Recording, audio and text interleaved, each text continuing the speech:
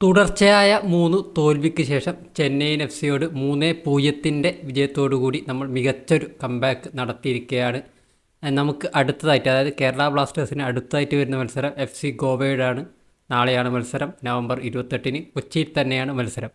So Chennaiyin F സിയോട് നേടിയ ഈ ഒരു വിജയം നമുക്ക് എന്തായാലും ഒരു ആത്മവിശ്വാസം പകരും എന്ന കാര്യത്തിൽ സംശയമില്ല. ഇതൊരു വെറും വിജയം മാത്രമല്ല, നമുക്ക് വളരെയധികം ആഗ്രഹിച്ചൊരു വിജയം കൂടിയായിരുന്നു. നമുക്കൊരു ക്ലീൻ ഷീറ്റ് കിട്ടി. കുറേ മത്സരങ്ങളായിട്ട് നമുക്ക് ക്ലീൻ ഷീറ്റ് ഇല്ലായിരുന്നു. 3-0 എന്ന വിജയം നേടിയതിലൂടെ നമുക്കൊരു ക്ലീൻ ഷീറ്റും കൂടെ കിട്ടിയിട്ടുണ്ട്. കൂടാതെ മികച്ചൊരു മാർജിനുള്ള വിജയം, എതിരില്ലാത്ത 3 ഗോളിനാണ് ജയിക്കാൻ പറ്റിയത്. അതും നമുക്കൊരു ആത്മവിശ്വാസം പകരും. കൂടാതെ നമുക്ക് ആദ്യമായി ഈ സീസണിൽ ഒരു ഇന്ത്യൻ ഗോൾ സ്കോറർ കൂടി ഉണ്ടായിരിക്കുന്നതാണ്. നമ്മൾ ഒരുപാട് ആഗ്രഹിച്ച ഒരു പ്ലെയറാണ് രാഹുൽ കെ പിയുടെ ഒരു ഗോൾ ഈ ഒരു മത്സരത്തിലൂടെ നമുക്ക് കാണാൻ സാധിച്ചു. അത് ഫാൻസിനെ സംബന്ധിച്ചിടത്തോളം വളരെ ഒരു ആശ്വാസമായിരിക്കും എന്നാണ് ഞാൻ കരുതുന്നത്. പേഴ്സണലി രാഹുലിനും ആ ഒരു ഗോള് അത്യാവശ്യമായിരുന്നു. ഗോൾ കൂടാതെ തന്നെ ആളുടെ കോൺട്രിബ്യൂഷനും കഴിഞ്ഞ മത്സരത്തിൽ ശ്രദ്ധേയമായിരുന്നു.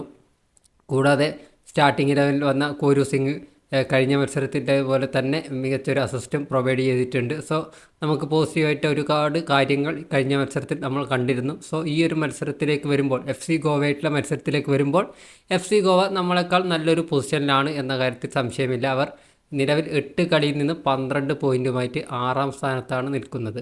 സോ നമ്മളിപ്പോൾ 9ാം സ്ഥാനത്താണ്. 9 മാച്ചിൽ നിന്നും 11 പോയിൻറ്റുമായിട്ട് 9ാം സ്ഥാനത്താണ് കേരള ബ്ലാസ്റ്റേഴ്സ് നിൽക്കുന്നത്. എന്തുകൊണ്ടും ബ്ലാസ്റ്റേഴ്സിനേക്കാളും മികച്ചൊരു ടീം തന്നെയാണ് നിലവിൽ എഫ് സി ഗോവ എന്ന് പറയാം. എന്നാലും നമുക്ക് തോൽപ്പിക്കാൻ പറ്റാത്തൊരു ടീമല്ല എഫ് സി ഗോവ. കഴിഞ്ഞ സീസണിൽ 4-2 എന്ന സ്കോർ ലൈനിൽ, അതായത് 2 ഗോൾ ആദ്യം വഴങ്ങിയ ശേഷം തിരിച്ചടിച്ച് 4 ഗോൾ തിരിച്ചടിച്ച് നമ്മൾ ജയിച്ചിട്ടുണ്ടായിരുന്നു ഗോവയ്ക്കെതിരെ കൊച്ചിയിൽ വെച്ച്. സോ അതിൻ്റെ ഒരു ഓർമ്മ ഗോവയ്ക്കുണ്ടാവും. ചിലപ്പോൾ അവർ അതിനൊരു റിവെഞ്ച് എടുക്കാൻ വേണ്ടി കാത്തു നിൽക്കുക ആവും. എന്തായാലും നമുക്ക് ചെറിയൊരു മാർജിനെങ്കിലും ഈ മത്സരം ജയിക്കാൻ പറ്റും. മികച്ച ഫോമിലുണ്ടായിരുന്ന ചെന്നൈയിനെ നമ്മൾ 3-0 വീഴ്ത്തിയിട്ടുണ്ടല്ലോ. അതുകൊണ്ട് തന്നെ ഗോവയുടെ ഒരു കടുത്തൊരു മത്സരം തന്നെ നേരിടേണ്ടി വരും. എന്നാലും ജയിക്കാൻ പറ്റും എന്ന് തന്നെയാണ് ഞാൻ പ്രതീക്ഷിക്കുന്നത്. അവർ ശ്രദ്ധിക്കേണ്ട താരമാണ് അർമാൻഡോ സഡിക്കു, ബോർജ ഹെരേര, ഒഡയോനിന്ത്യ അവരുടെ ഡിഫൻഡർ. ആളുടെ ഒരു ഡിഫൻസ് നമുക്കറിയാമല്ലോ. ആ ഒരു അവരുടെ ഡിഫൻസ് ജിങ്കനും ഒഡയോനിൻ്റെയും അടങ്ങുന്ന ഡിഫൻസിനെ പൊട്ടിക്കുക കുറച്ച് കഷ്ടമാണ്.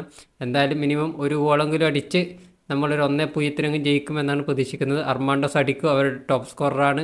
ആളെ നമ്മൾ ശ്രദ്ധിക്കേണ്ടതുണ്ട്. ആളൊന്ന് കൂട്ടിയാൽ തന്നെ നമ്മൾ ഏകദേശം രക്ഷപ്പെട്ടു എന്ന് പറയാം. അവരുടെ സെർബിയൻ താരം ഡ്രാസിച്ച് വലിയ ഫോമിലല്ല എന്നത് നമുക്ക് ആശ്വാസം നൽകുന്ന കാര്യമാണ്.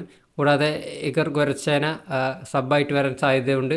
ആളും അല്പം ഡേഞ്ചറായിട്ടൊരു പ്ലെയറാണ്. അപ്പോൾ ഇവരൊക്കെ കൃത്യമായിട്ട് ഒന്ന് പൂട്ടിയാൽ നമുക്ക് കൊച്ചിയിൽ കാണികളുടെ സപ്പോർട്ടോടുകൂടി വിജയിച്ച് കയറാൻ പറ്റും എന്ന് തന്നെയാണ് ഞാൻ പ്രതീക്ഷിക്കുന്നത്. സോ നിങ്ങളുടെ പ്രെഡിക്റ്റഡ് 11 നിങ്ങളുടെ സ്കോർ പ്രെഡിക്ഷനും ഒക്കെ കമൻറ്റ് ചെയ്യുക. എൻ്റെ ഒരു പ്രെഡിക്റ്റഡ് 11 എന്ന് പറയുന്നത് ഞാൻ പ്രത്യേകിച്ച് മാറ്റങ്ങളൊന്നും പ്രതീക്ഷിക്കുന്നില്ല. സെയിം 11 തന്നെയായിരിക്കും എന്നാണ് പ്രതീക്ഷിക്കുന്നത്. സോ നിങ്ങളുടെ എല്ലാം പ്രെഡിക്റ്റഡ് 11 ആയാലും സ്കോർ ലൈൻ ആയാലും കമൻറ്റ് ചെയ്യുക. മറ്റൊരു വീഡിയോയിൽ വീണ്ടും കാണാം.